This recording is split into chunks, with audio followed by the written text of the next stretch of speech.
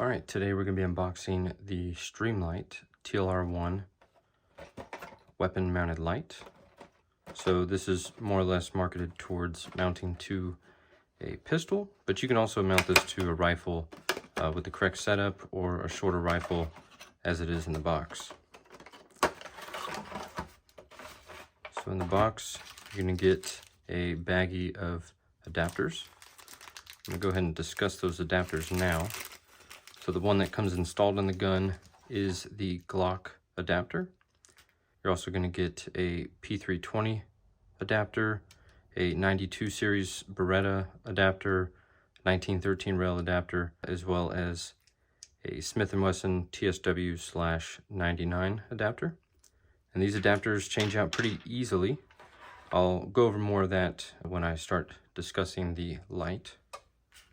It's also going to include an extra bolt and nut for attaching the adapter, as well as the Allen keys for the light itself and removing and attaching a new adapter.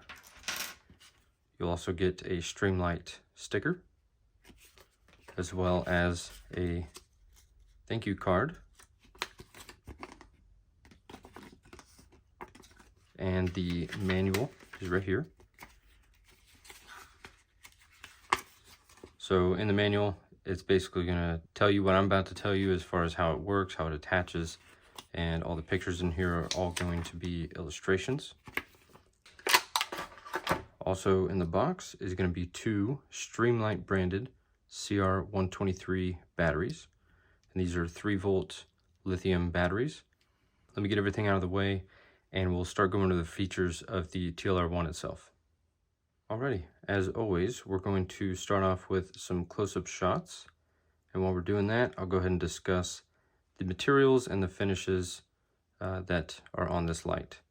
So the light body itself, and that's this whole metal portion to include the light head, is constructed of 6000 series aluminum, and it features a black anodized finish. I'm not really sure on what type of anodizing they're using here, but it kind of looks to me like type 2, but then again, I'm not really sure. They don't state what it is.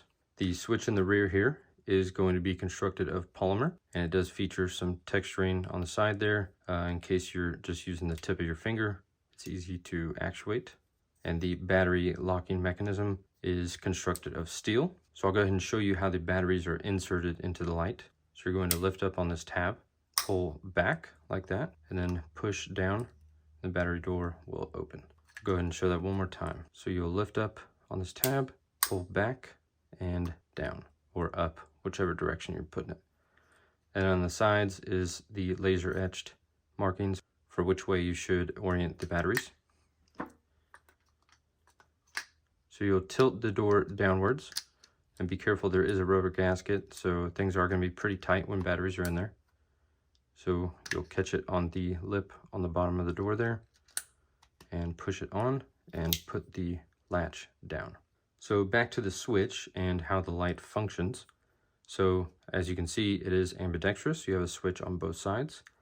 The only thing that changes is the functionality is going to be opposite depending on which dominant hand or which hand you're using to actuate the switch. So if you're right-handed and using your right hand to move the switch, you'll move it up for momentary on, and you move it down for constant on. And on the opposite side with your left hand, you move it up for constant on and down for momentary on. And speaking of the light output, this LED is outputting 300 lumens and 12,000 candela. And the beam, as you can see there, is a very concentrated beam towards the center and very kind of light on the peripherals. And testing this outside, you do get a very strong beam, and it does throw out pretty far. As far as battery life, you are going to get 2.5 hours. And when the battery capacity is running low, there is circuitry on the light itself that will not make the LED dim as you are running low on battery. Now discussing the weight and size. So the weight here is going to be 4.18 ounces. Or 118.6 grams with the batteries that were included. Your length, so that's the front to the rear of the switch, is going to be 0.39 inches, and the width from side to side is going to be 1.47 inches, and the height from the bottom to the top is going to be 1.44 inches. So back to the mount. Obviously, because this is attaching via Picatinny rail, you're going to have two sides to clamp down, and then this center rail right here to go inside of one of your Picatinny rail slots. So as you loosen this thumb screw, you can either loosen it by hand / tighten it by hand, or you can use a coin or something flat like a flathead screwdriver to tighten and loosen this. So as you loosen this, you'll see an exposed spring. What that allows you to do is kind of clamp it down on the rail. So as you loosen this more, you do eventually end up removing the screw as well as the spring. Then the mount would obviously come with it. Now for the Picatinny rail adapter, to change those out, you'll take the larger Allen key in the box and loosen this one right here, and that will come out all the way. And with it will be a washer. So there is an extra one included, but just make sure you keep track of that washer. And then the adapter should just slide right out. So inside of the adapter is where that nut goes. I'll go ahead and try and shake this one out. So then you take the nut and you place it in there, and you can orient this in only one direction. So you want to take the hole and put it towards the other hole, and you place it in there like so.